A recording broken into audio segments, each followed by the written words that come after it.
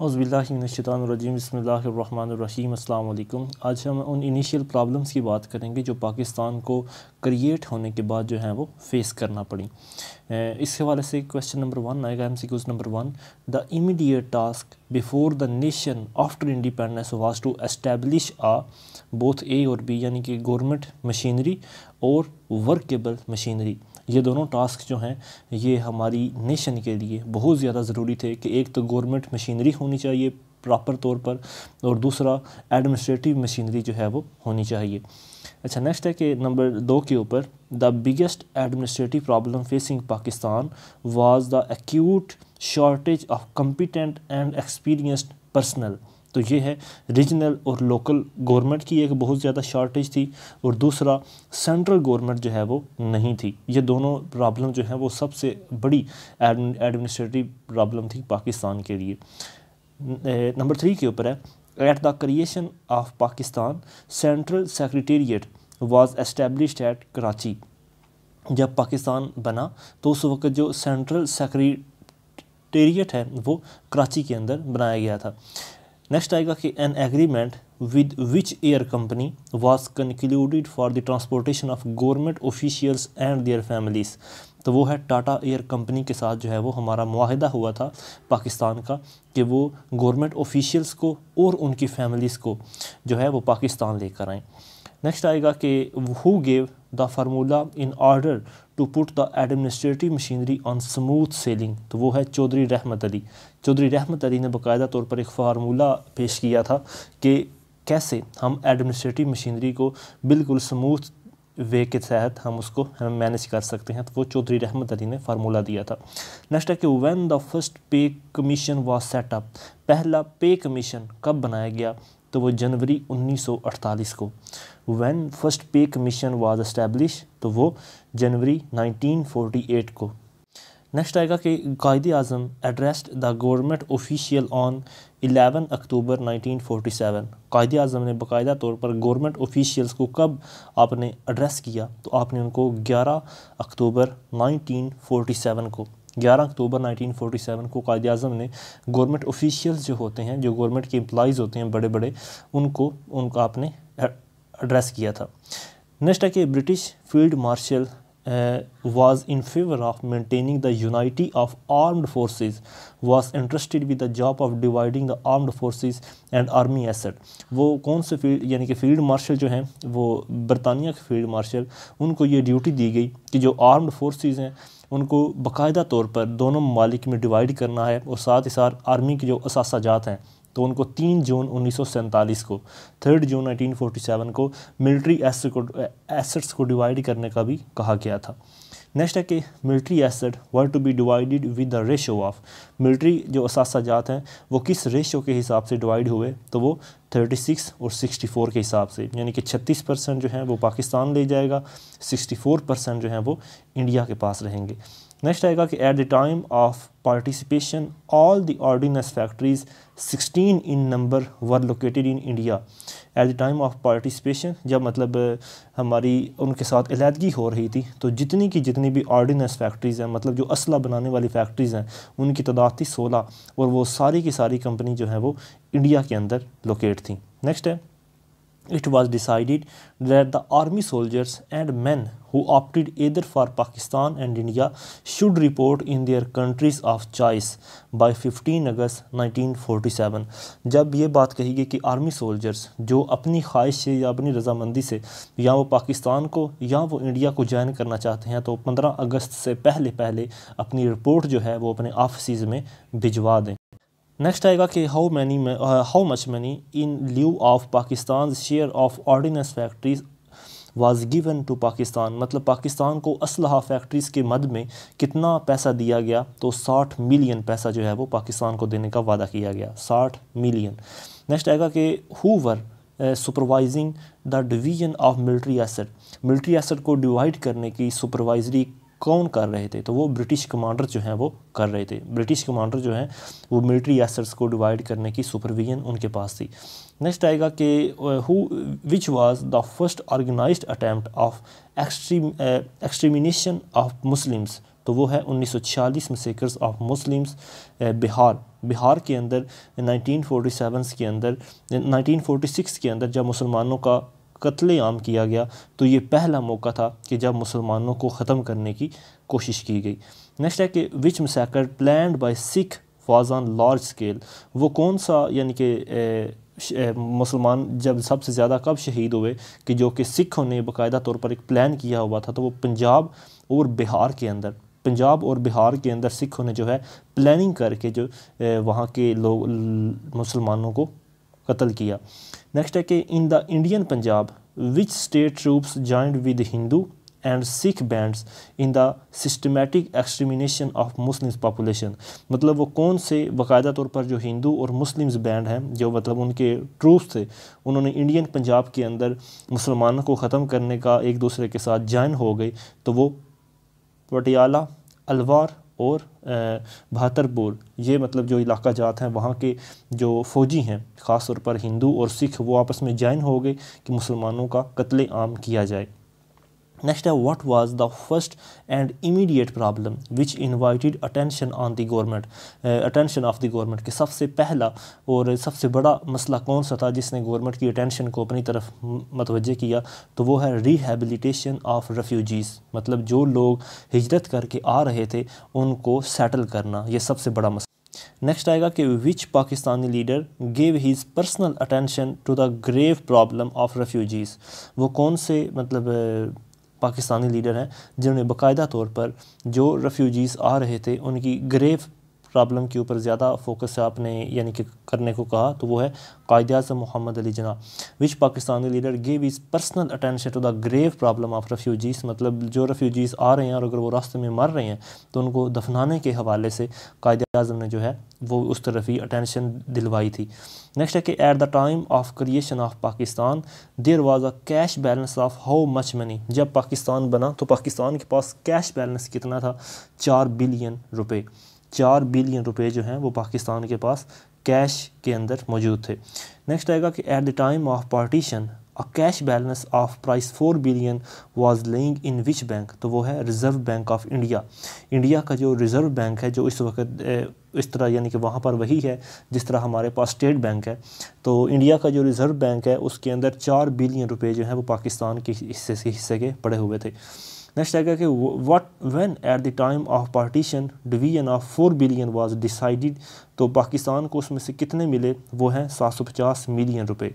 जब पार्टीशन का टाइम आया तो उस वक्त जो रिज़र्व बैंक ऑफ इंडिया के अंदर पैसे पड़े हुए थे तो उनमें से कितने पाकिस्तान को दिए गए, तो वो हैं 750 मिलियन रुपए। नेक्स्ट आएगा the first instalment of how much money was paid to Pakistan out of 4 billion price, यानी कि 4 बिलियन रुपए में से पाकिस्तान को कितने पहली इंस्टॉलमेंट में पैसे दिए गए, तो वो हैं 200 मिलियन रुपए जो हैं वो पाकिस्तान को पहली इंस्टॉलमेंट में 4 बिलियन के अंदर से दिए गए थे।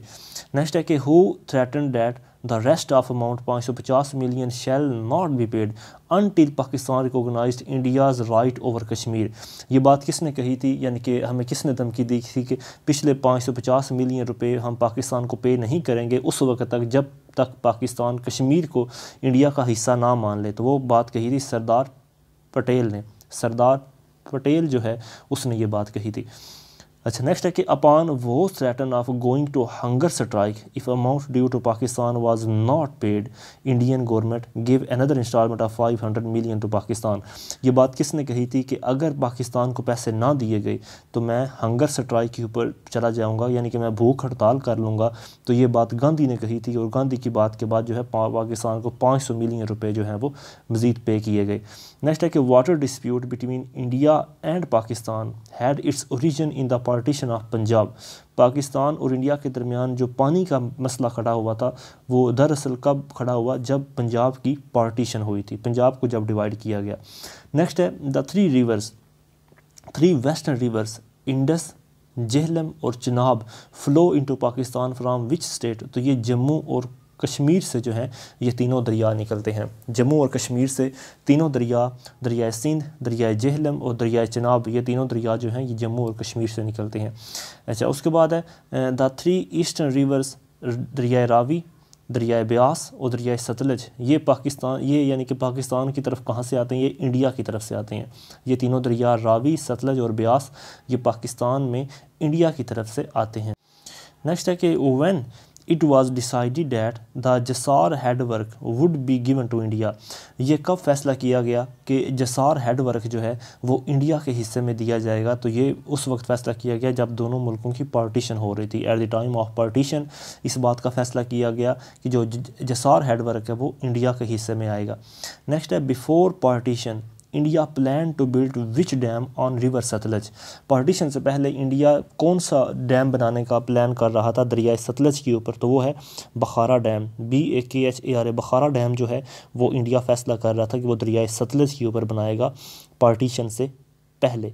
नेक्स्ट है after how much time of partition India stopped the water of river Ravi and Sutlej which was a grave blow to the agriculture of west Pakistan, तो वो है 6 महीनों के लिए, 6 महीनों के लिए जो है वो इंडिया ने दरियाए रावी और दरियाए सतलज का पानी जो है वो बंद कर दिया था, जिसने पाकिस्तान के अंदर एग्रीकल्चर में जो है बहुत बड़ी परेशानी आ गई थी। नेक्स्ट है कि how Pakistan manage to overcome its problem arising out of blockade of water, तो वो है with the assistance of World Bank, Pakistan ने जो है पानी का मसला वर्ल्ड बैंक की मदद से वो है जो हल किया था। नेक्स्ट है कि सिंतास मुआहिदा कब हुआ था, सिंतास मुआहिदा 19 सितंबर 1960 को हुआ था। इंडस वाटर ट्रीटी जो है, इंडस बेसिन वाटर ट्रीटी, ये एग्रीमेंट जो है 19 सितंबर 1960 को हुआ था। अच्छा, नेक्स्ट है कि जो 19 सितंबर 1960 को मुआहिदा हुआ था was concluded between India and Pakistan who represented Pakistan और इंडिया, उस एग्रीमेंट के अंदर पाकिस्तान और इंडिया को किस किस ने रिप्रेजेंट किया था, तो उसके अंदर पाकिस्तान की तरफ से अयूब खान और इंडिया की तरफ से जो है उनके प्राइम मिनिस्टर नेहरू उसने पार्टिसिपेट किया। नेहरू तो नहीं, आई थिंक सो नेहरू तो उस टाइम चले गए थे, आई थिंक सो नेहरू जो है 158 के अंदर इनकी वफ़ात हो गई थी। तो इसके बाद जो है आई थिंक सो उनके अटल बिहारी वाजपेयी जो हैं ये उस वक़्त शामिल थे। अच्छा, नेक्स्ट आएगा according to Indus basin treaty, Indus basin treaty के मुताबिक the waters of river Beas, river Ravi और river Sutlej would be used by India, Indus water treaty के मुताबिक जो ब्यास, रावी और सतलज के दरिया हैं वो इंडिया इस्तेमाल करेगा। इंडस वाटर ट्रीटी के मुताबिक ये तीनों दरिया जो हैं वो इंडिया इस्तेमाल करेगा, जबकि दूसरी तरफ पाकिस्तान जो है वो कौन से दरिया इस्तेमाल करेगा, वो अपने दरियाए चिनाब, दरियाए जेहलम और दरियाए सिंध, ये तीनों दरिया जो हैं ये पाकिस्तान इस्तेमाल करेगा।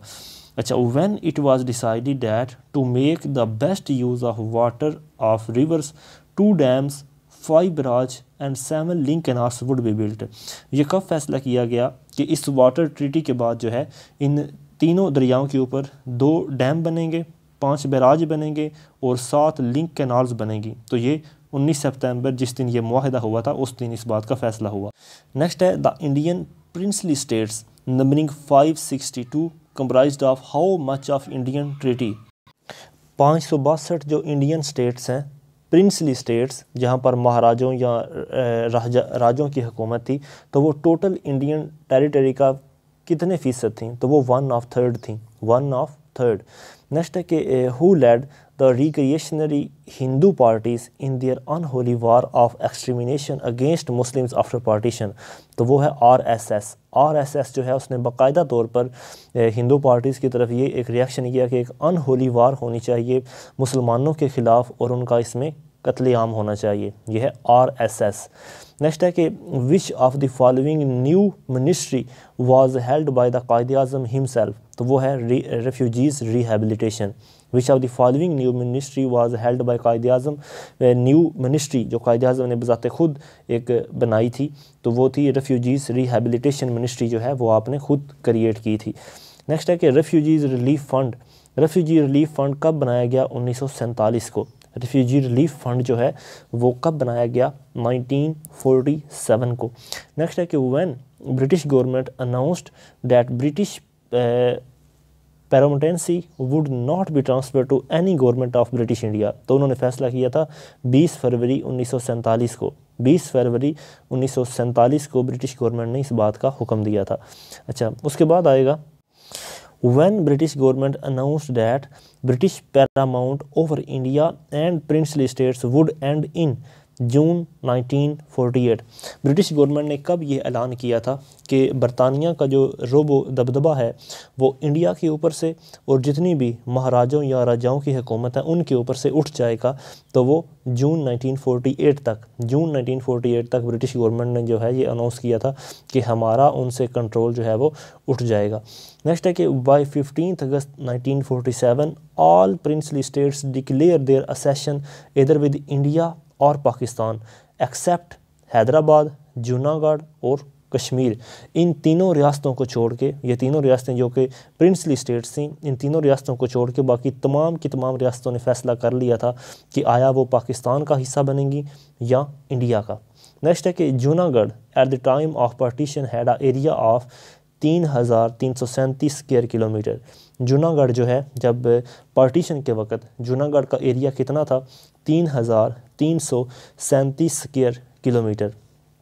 नेक्स्ट है what was the population of Junagadh eight the time of partition. Partition के वक़्त जूनागढ़ की पॉपुलेशन कितनी थी, तो वो है लगभग 7 लाख लोग थे। जूनागढ़ की जो पॉपुलेशन है पार्टीशन के वक़्त वो थी 7 लाख लोग। नेक्स्ट है कि at the time of partition, तो जूनागढ़ किसके अंडर था? जब पार्टीशन हुई तो जूनागढ़ जो है वो मुस्लिम रूलर के अंडर था। जूनागढ़ जो है वो मुस्लिम रूलर के अंडर था जब पार्टीशन हुई। और नेक्स्ट है कि after independence the Junagadh announced its accession to which country. Independence के बाद जूनागढ़ ने जो है वो अपनी असेशन किसकी तरफ अनाउंस की, तो उसने पाकिस्तान के साथ इल्हाक करना चाहा। जूनागढ़ ने अनाउंस किया कि वो पाकिस्तान के साथ इल्हाक करेगा। The Muslim ruler of Manavadar also succeeded to Pakistan. Muslim ruler जो इस मैनवेडर स्टेट का था उसने भी फैसला किया कि वो पाकिस्तान के साथ ही मिलेंगे। नेक्स्ट है कि हु सराउंडेड जूनागढ़। जूनागढ़ को फिर सराउंड किसने कर लिया? हिंदुओं ने, इंडियन ट्रूप्स ने। इंडियन ट्रूप्स जो हैं उन्होंने बाकायदा तौर पर जूनागढ़ को सराउंड कर लिया। नेक्स्ट है हु वाज जैम साहब ऑफ नवानगढ़। जाम साहब ऑफ नवानगढ़ कौन थे? तो वो एक लीडिंग हिंदू राजे थे, a leading Hindu prince, a leading Hindu prince था। Who was Jam Sahib of Nawanagar, तो ये थे a leading Hindu prince. Next है the provincial government of Junagadh was set up at Bombay. Who was nominated as president. दोबारा सुने, द प्रोविंशियल गवर्नमेंट जो सूबाई गवर्नमेंट है जूनागढ़ की वो बॉम्बे में सेटअप हुई थी। तो उस वक़्त उसके प्रेसिडेंट किन को नॉमिनेट किया गया? वो थे गांधीज़ नेफ्यू, गांधी का जो भतीजा है उसको जो है वो इस बात के ऊपर राज़ी किया गया कि वो जूनागढ़ का शहज़ादा बनेगा या उसका प्रेसिडेंट बनेगा। When the liberation Indian army of 20,000 man entered Junagadh, यानी कि लिबरेशन इंडियन आर्मी के 20,000 लोग जो हैं वो जूनागढ़ में कब दाखिल हो गए? तो वो 4 नवंबर 1947 को, 4 नवंबर 1947 को जूनागढ़ के अंदर जो है वो इंडियन ट्रूप्स दाखिल हो गए। नेक्स्ट है कि at the time of partition Kashmir occupied how many area. जब पार्टीशन हुई तो उस वक्त कश्मीर का टोटल एरिया था 84,471 स्क्वायर किलोमीटर। 84,471 स्क्वायर किलोमीटर जो है वो एरिया था पाकिस्तान का, जब पाकिस्तान जो है वो जब कश्मीर जो है उस वक्त ऑक्युपाई किया गया। नेक्स्ट है कि Kashmir has its boundaries. Kashmir की जो बाउंड्रीज़ हैं, सरहदें, वो किस किस के साथ मिलती हैं? तो वो मिलती हैं तिब्बत के साथ, चाइना के साथ, रशिया के साथ और अफ़गानिस्तान के साथ। कश्मीर की जो सरहदें हैं वो तिब्बत, चाइना, रशिया और अफ़गानिस्तान के साथ मिलती हैं। नेक्स्ट है what was the population of Kashmir according to 1941 census. जब 1941 के अंदर कश्मीर की मरदमशुमारी हुई तो उस वक्त टोटल कश्मीर की तादाद कितनी थी? लगभग 40 लाख लोग जो हैं, आई थिंक सो ये 4 लाख 4 लाख लोग जो हैं वो उस वक्त इसके टोटल लोग थे 1941 की मरदमशुमारी के मुताबिक। नेक्स्ट है the state of Jammu and Kashmir was ruled by which Dogar ruler. वो कौन से डोगरा रूलर थे जो कश्मीर के ऊपर उस टाइम रूल कर रहे थे? तो वो थे गुलाब सिंह। गुलाब सिंह जो हैं वो डोगरा रूलर थे जो कि कश्मीर को रूल कर रहे थे। नेक्स्ट है कि when Dogra dynasty had purchased the Jammu and Kashmir फ्राम बरतानिया government for 7.5 million rupees. 7.5 million रुपए के अंदर ब्रिटिश गवर्नमेंट ने कब जूनागढ़ को जम्मू एंड कश्मीर को डोगरा हाथों भेजा? तो वो 1846 को 1846 को उन्होंने कश्मीर को, जम्मू और कश्मीर को 7.5 मिलियन रुपए के अंदर उन्होंने डोगरा डायनेस्टी को सेल कर दिया। नेक्स्ट है when the first battle for the freedom of Jammu and Kashmir was fought. जंग आज़ादी के लिए कश्मीर की आज़ादी के लिए पहली जंग कब लड़ी गई, तो वो 1930 को। When first battle for the freedom of Jammu and Kashmir was fought, तो वो 1930 के अंदर जो है वो पहली जंग लड़ी गई। नेक्स्ट है the freedom movement of Kashmir was organised and led by. जो फ्रीडम मूवमेंट है कश्मीर की, उसको कौन ऑर्गेनाइज कर रहे थे, तो वो थे शेख अब्दुल्ला और चौधरी गुलाम अब्बास।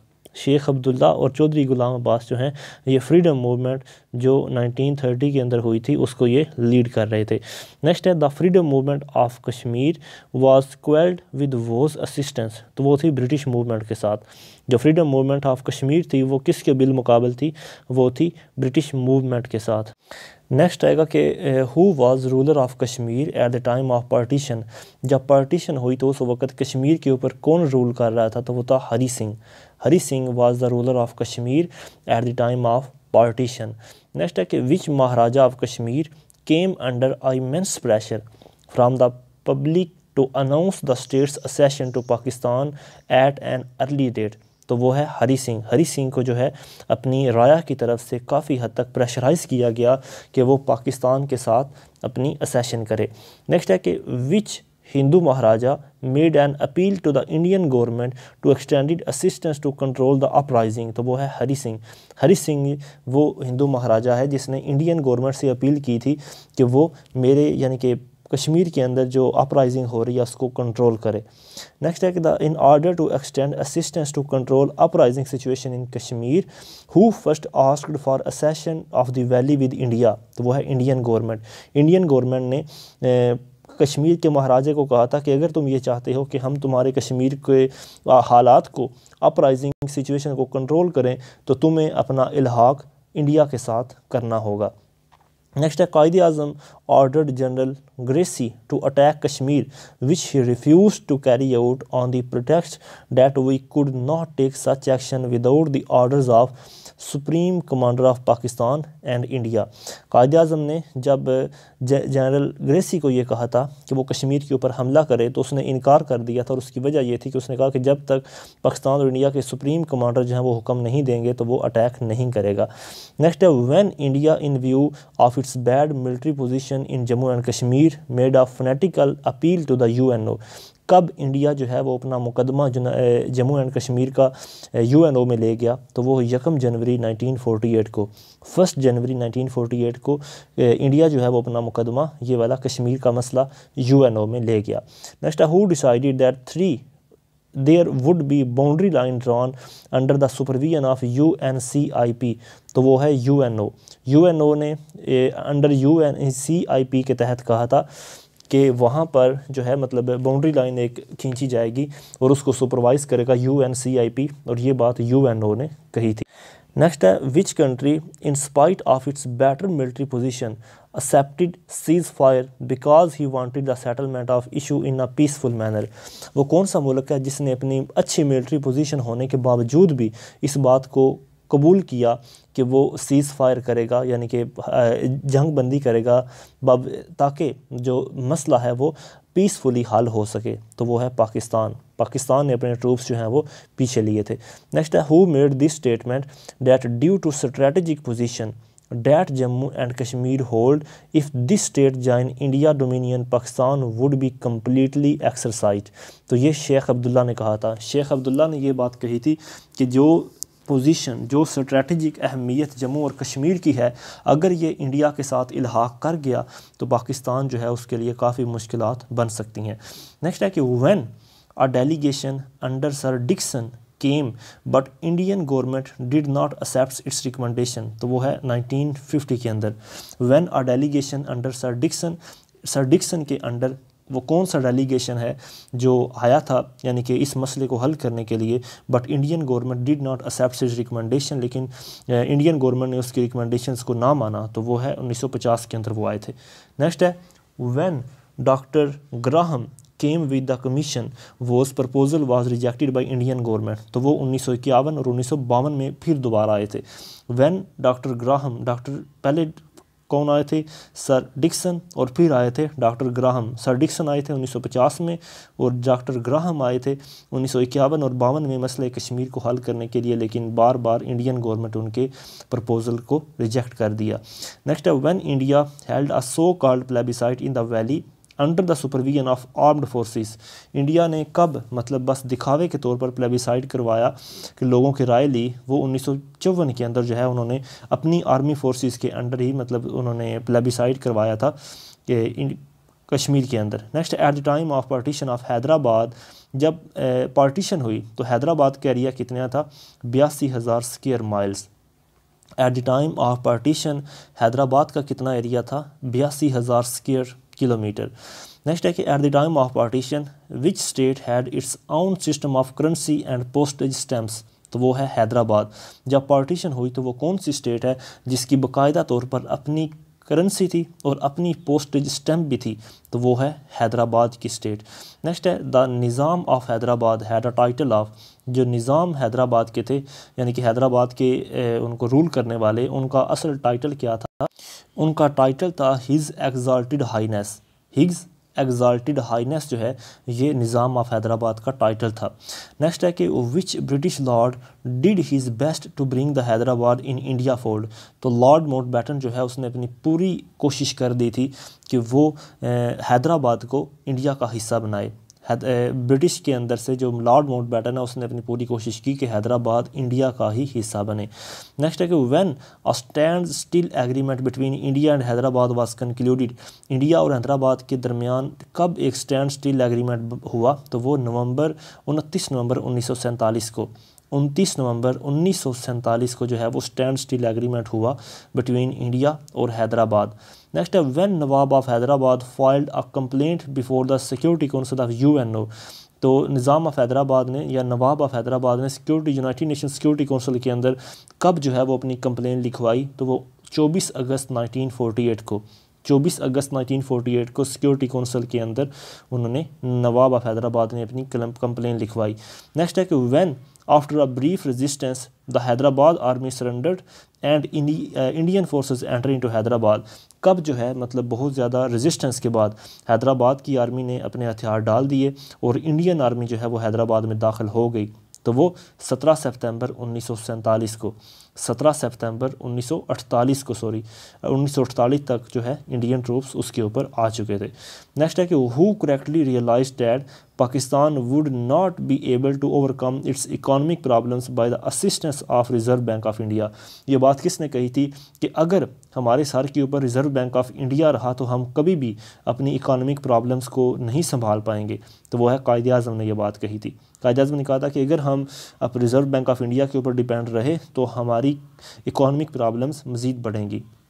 नेक्स्ट है who order that a state bank of Pakistan was set up immediately, ये बात किसने कही थी कि स्टेट बैंक ऑफ पाकिस्तान को फौरी तौर पर बनाया जाए, तो कायदे आज़म ने ये बात कही थी। कायदे आज़म ने कहा था कि स्टेट बैंक ऑफ पाकिस्तान को इमीडिएटली सेटअप किया जाए। नेक्स्ट है कायदे Azam entrusted the job of setting up of State Bank to Zahid Hussain, Quaide Azam ने किसको ये जॉब दी थी कि वो स्टेट बैंक ऑफ पाकिस्तान की बुनियाद रखें, तो वो है जाहिद हुसैन। नेक्स्ट आएगा कि when state bank of Pakistan was establish, Pakistan का स्टेट बैंक कब बना, तो वो 1 जुलाई 1948 को। स्टेट बैंक ऑफ पाकिस्तान जो है वो 1 जुलाई 1948 को जो है वो वकूफ़ पज़ीर हुआ। नेक्स्ट है who inaugurated the state bank of Pakistan, state bank of Pakistan की बुनियाद किसने रखी, तो कायदे आज़म ने रखी। स्टेट बैंक ऑफ पाकिस्तान की बुनियाद किसने रखी, कायदे आज़म ने रखी और उनके पहले गवर्नर बने जाहिद हुसैन। नेक्स्ट है कि when development board was setup, development board कब बनाया गया, तो वो 1948 के अंदर। When development board was setup, तो 1948 में डेवलपमेंट बोर्ड बनाया गया।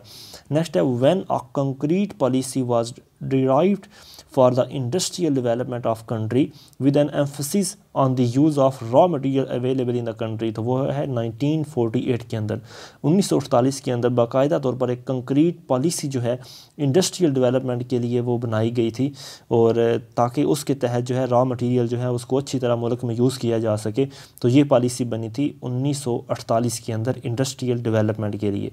नेक्स्ट है When government of Pakistan gave the first budget, government of Pakistan ने अपना पहला बजट कब जारी किया? 1948 और 49 का, 1948 और 1949 का उन्होंने गवर्नमेंट ऑफ पाकिस्तान ने ये बजट अनाउंस किया। नेक्स्ट आएगा कि before the partition of India which was the language of Muslims of सब कॉन्टिनेंट, पार्टीशन से पहले, इंडिया की पार्टीशन से पहले मुसलमानों की कौन सी ज़ुबान थी? तो वो है Urdu. Before the partition of India which was the language of Muslims, मुसलमानों की ज़ुबान थी उर्दू। नेक्स्ट है कि which language played an important role in the demand of Pakistan during freedom movement, तो वो है उर्दू। उर्दू जो है इसने बहुत ज़्यादा अहम रोल अदा किया पाकिस्तान को डिमांड करने के लिए जब फ्रीडम मूवमेंट के अंदर, तो वो है उर्दू ज़ुबान। Next after the establishment of Pakistan who had declared on several occasions that Urdu would be national language of Pakistan, जब पाकिस्तान एस्टैब्लिश हो चुका था तो कई मौक़ों के ऊपर ये बात किसने कही थी कि पाकिस्तान की नेशनल ज़ुबान उर्दू होगी? तो वो है कायद आज़म। कायद आज़म ने कई मौक़ों के ऊपर पाकिस्तान बनने के बाद ये कहा था कि हमारी जो कौमी ज़ुबान होगी वो उर्दू होगी। Thank you so much. आज के लिए इतना ही, इंशाअल्लाह अज़्ज़ व जल हम बाकी नेक्स्ट वीडियो में डिस्कस करेंगे। अस्सलाम वालेकुम।